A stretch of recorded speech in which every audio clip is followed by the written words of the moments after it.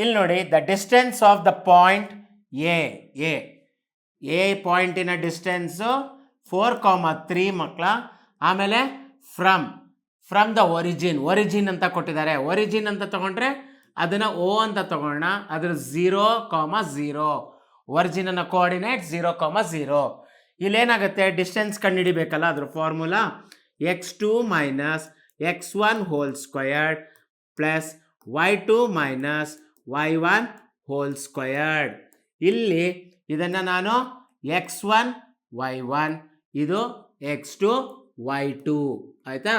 ಈಗ ಇಲ್ಲಿ d is equal to ಏನಾಗುತ್ತೆ, x2 ಅಂದರೆ 0 minus 4 whole squared plus 0 minus 3 whole squared.